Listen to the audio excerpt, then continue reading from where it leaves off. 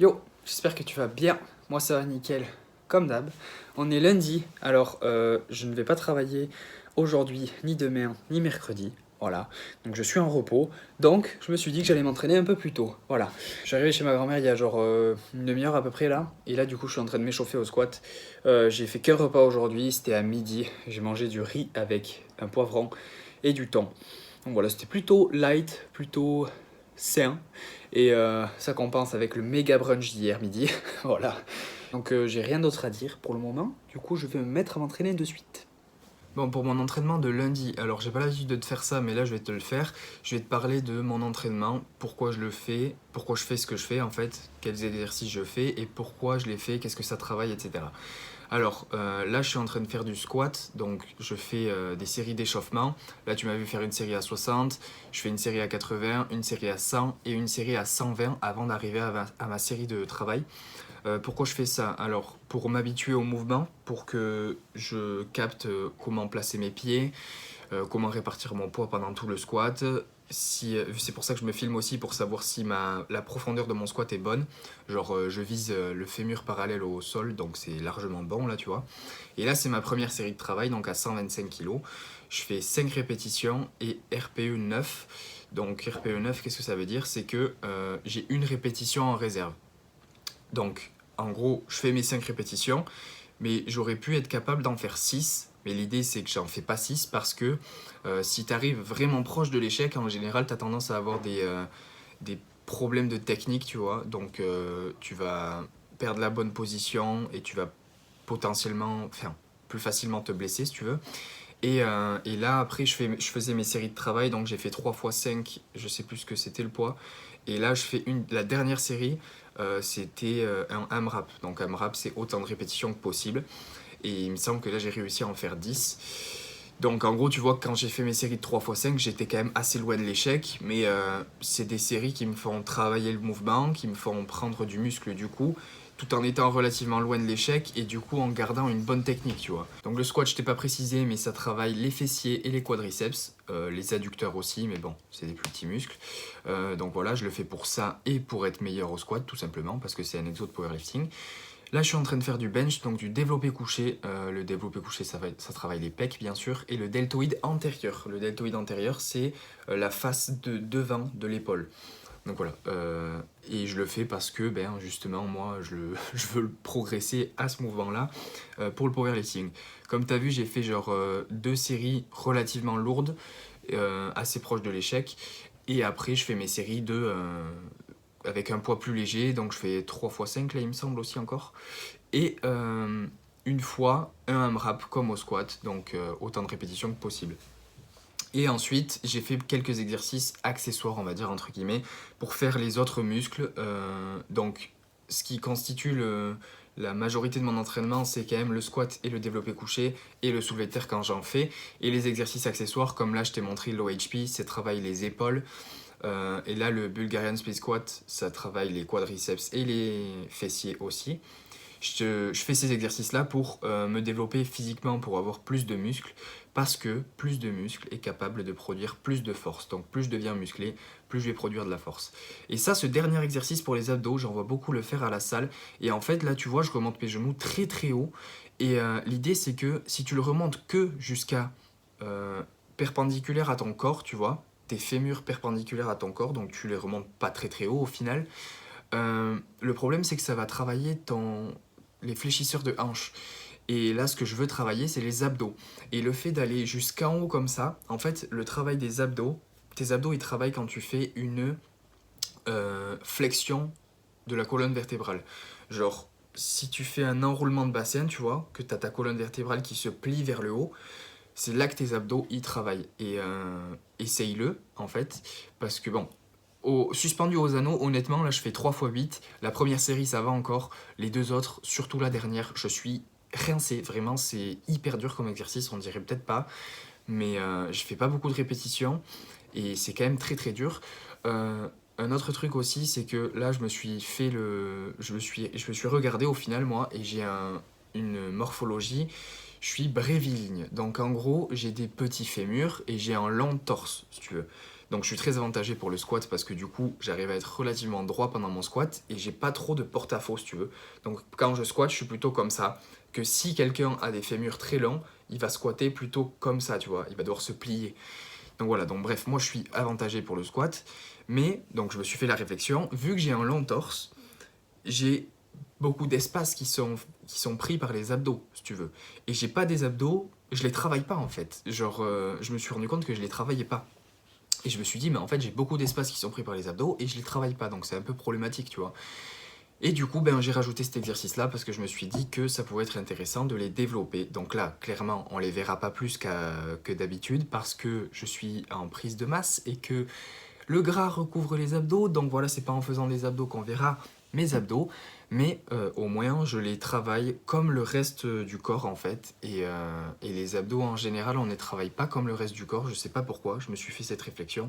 Genre on les travaille en fait soit en série très longue, sans temps de repos et tout, et du coup ça brûle, soit du coup ben, tu fais comme moi, et je les travaillais pas jusqu'à présent, parce que ben je sais pas, j'avais pas envie de les mettre. Enfin bref. Donc voilà, ça c'était pour mon entraînement de lundi, je pense que je vais faire pareil pour mon entraînement de mardi, et je te retrouve après. On est déjà mardi. Alors, hier, quand je suis rentré chez moi après l'entraînement, entraînement qui s'est très bien passé au passage, je me suis fait à manger, je me suis fait du riz avec de l'avocat et du poulet. Et en dessert, je me suis fait les 2 tiers d'un marbré. Voilà. Parce que j'avais besoin de cale et que ben, le marbré, il est passé absolument tout seul. Vraiment, avec le café, c'était exceptionnel. Et ce midi, mon premier repas de la journée, c'était la même chose qu'hier midi en fait. Donc voilà. Et ce matin, j'étais chez le kiné aussi à 7h30. Donc, elle m'a massé le coude, et un peu comme d'habitude. La prochaine fois que j'ai rendez-vous là-bas, c'est la semaine prochaine. Donc là, on espace les rendez-vous. C'est plutôt bon signe. Ça veut dire que c'est sur la voie de la guérison, tu vois. Et là, je suis chez ma grand-mère et je vais commencer à m'entraîner. J'ai du deadlift en premier exo. Let's go. Donc pour mon entraînement de mardi, je vais te faire exactement la même chose que pour lundi, du coup je vais t'en parler. Là je suis en train de faire du deadlift beltless. Donc beltless c'est sans ceinture. Pourquoi sans ceinture? Je pense, parce que le programme me disait ça, mais je pense que c'est pour avoir une bonne notion de comment se positionne le bas de ton dos.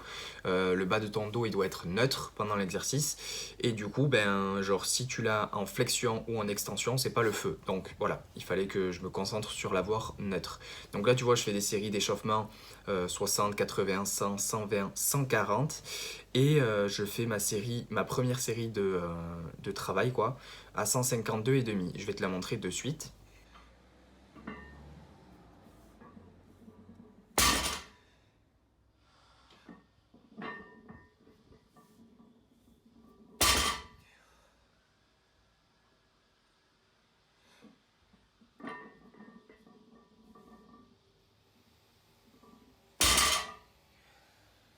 Donc voilà, t'as vu, genre c'était 152,5 à 3 répétitions à RPE 8. Donc en gros, j'aurais pu en faire 2 de plus. C'est vrai que la dernière, elle est assez lente quand même, mais j'ai remarqué qu'au soulevé de terre conventionnel, comme ça, quoi, les séries ont tendance, enfin les répétitions ont tendance à être un peu lentes. Et du coup, ben, genre, je trouve ça normal qu'elle bouge aussi lentement, entre guillemets, à RPE 8. Après, j'ai fait 3 séries à 136,5. 4 répétitions. Et là, du coup, je t'ai pris une vidéo de côté pour te montrer vraiment la position de mon bas du dos. Donc là, tu vois que mon haut du dos, quand il est pas contracté, il est un peu arrondi vers l'avant.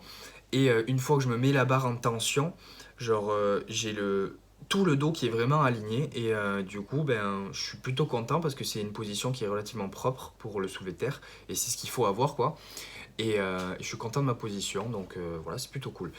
Là, le RDL, il est là pour justement, je pense, parce que, encore une fois, tu vois, c'est un programme que j'ai copié-collé, quoi, et du coup que je fais, qui est accentué powerlifting. Là, du coup, le RDL, il est là pour que je fasse des séries plutôt longues avec le bas du dos qui soit complètement droit, tu vois. Là, tu remarques qu'en fait, c'est qu'une extension de hanche, genre mes genoux, ils se plient pas comme un soulevé de terre. Et du coup, il reste à une certaine pliure constamment tout le long du mouvement. Et du coup, ben, ça me permet de garder le bas du dos qui est droit, tu vois. Et c'est vraiment compliqué de, tout au long du mouvement, garder le bas du dos droit. Vraiment, c'est un travail constant, quoi, en fait. Donc cet exercice-là, il travaillait les fessiers et les ischio-jambiers, les muscles de l'arrière de la jambe. Là, je fais des tirages verticaux, donc pourquoi je les fais comme ça avec les pieds par terre?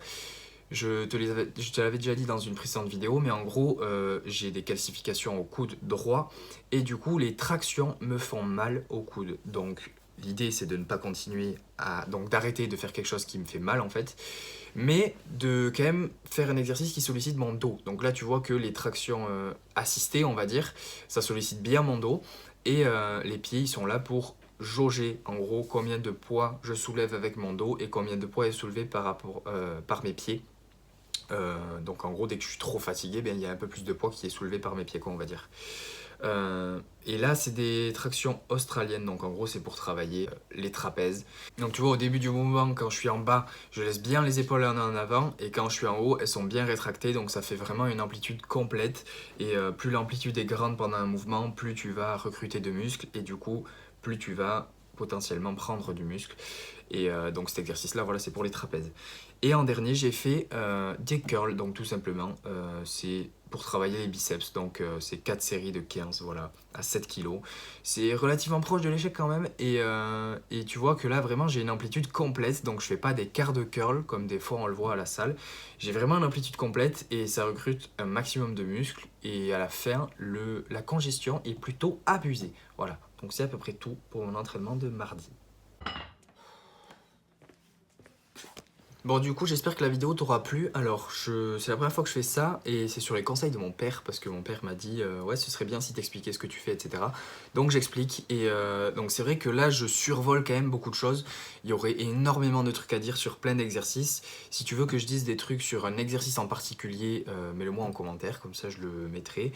Et peut-être que moi, de moi-même, je prendrai un exercice en particulier que je gère, bien sûr, parce que j'aime pas parler d'un truc que je gère pas. J'en discuterai. Je vais finir la vidéo en te montrant le festin de ma grand-mère du mercredi. Alors, en entrée, j'ai mangé de la soupe. C'était exceptionnel comme d'habitude. Et en plat, il y avait du mac and cheese avec du rôti de bœuf. Donc là, c'est ce que je t'ai montré en vidéo. Mais il y avait aussi des frites. Et du coup, l'assiette que je t'ai montré, j'ai mangé exactement la même. Donc il y avait genre encore du rôti de bœuf, à peu près la même quantité, avec des frites, voilà, donc c'était très bon. Et en dessert, il y avait un gâteau qui était un sablé en fait, donc très très sucré. J'ai mangé une part, très bon, mais un peu écœurant, genre pas plus qu'une part, tu vois. Et en plus, une mousse au chocolat avec de la chantilly. Voilà, donc c'était exceptionnel.